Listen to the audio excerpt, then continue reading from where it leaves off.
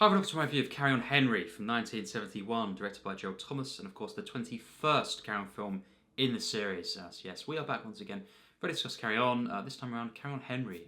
So a very fascinating film in the series, and the Carry On team's take on Henry VIII.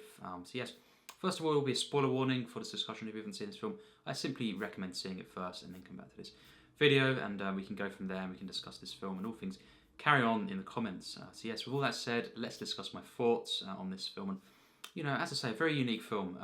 It's very interesting to see their take on Henry VIII. And you could say this film is kind of similar at times to some of the other Carry Ons, but it has a unique flavour, and it is kind of a standout film in some regards. At least of their later films. And I love seeing, of course, Sid James playing Henry VIII, and we do have Joan Sims as well as Marie of Normandy. And it's kind of, we start off the film, as we know, with the kind of the prologue.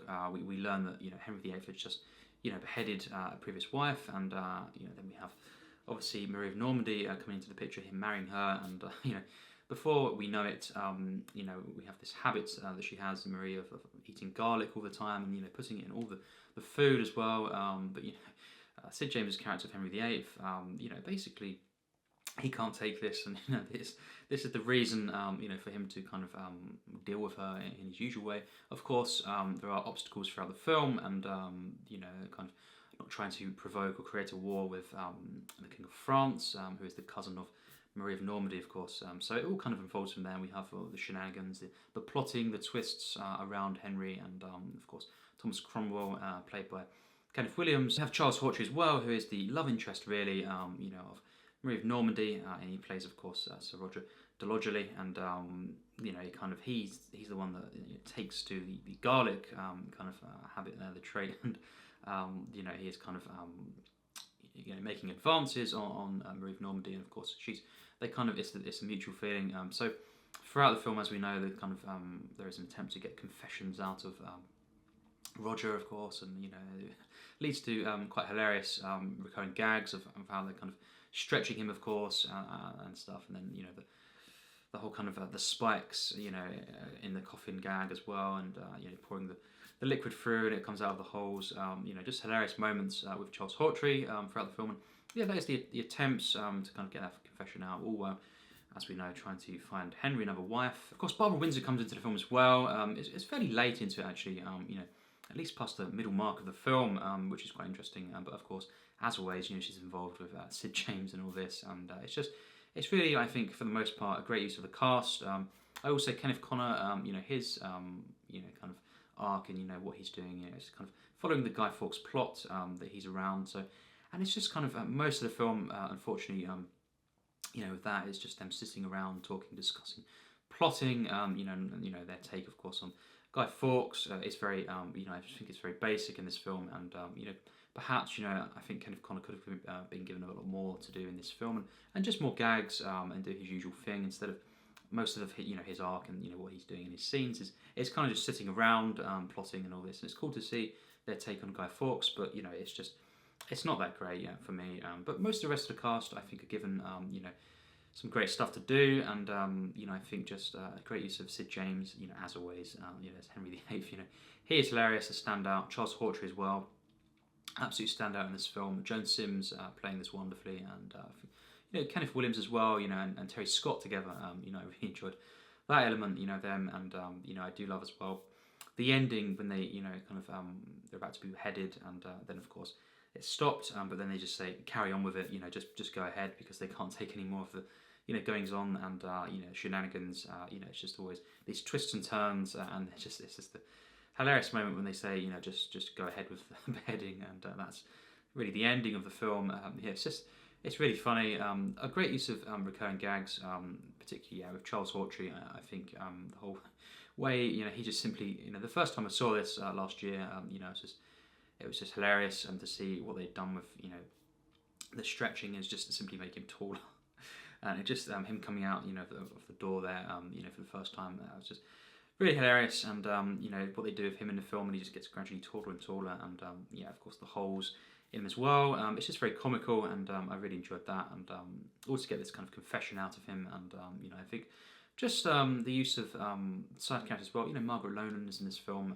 She's really good. You know, it's a really funny scene with you know, of course, Sid James as well. You know, in the barn, that was really funny. And yeah, I think for the most part, you know, the visuals are nice. The sets are really good. You know, just the costumes. You know, really enjoyed this element, you know, of the film. You know, I think it's just it is really nice to look at, and you know, I think the feeling of this, the tone, you know, and the atmosphere, it's just very nice. It's very charming. You know, I think, and just the way they're playing on different historical characters, you know, I really enjoyed. So yeah, I do think the script, you know, I think it could have had a bit more, you know, kind of gags in it. I guess, you know, at times it's a bit perhaps too bogged down, you know, in the plot, you know, different twists and turns.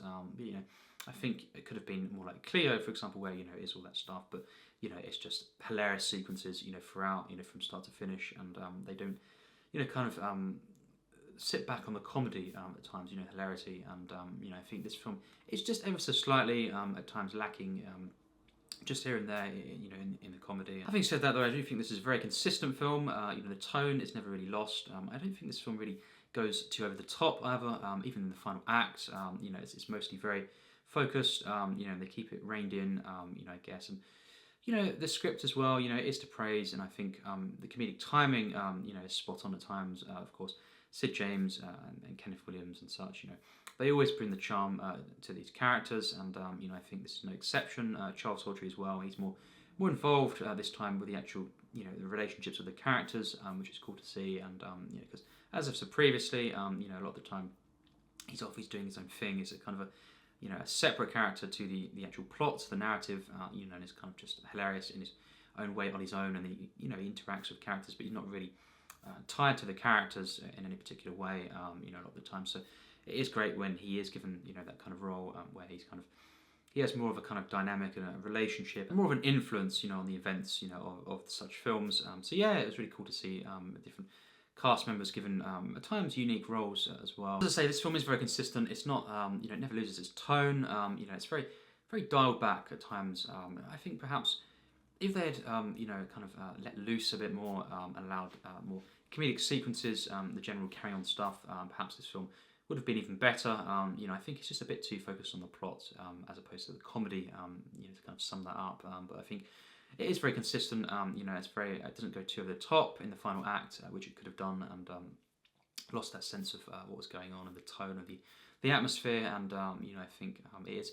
I will praise it for that. You know, it's very consistent for the most part, and you know, I think I just enjoy the cast so much in this. Of course, Sid James, Joan Sims, Charles Hawtrey, and Kenneth Williams, particular standouts of this film, and it's very novel to see just different you know, cast members playing these historical characters, and yeah, it's just really cool. Of course, the sets, you know, are great, and the costumes, just a very charming film. It's not a one that, you know, kind of goes to such heights for me personally, and you know, allows the comedy to really take over.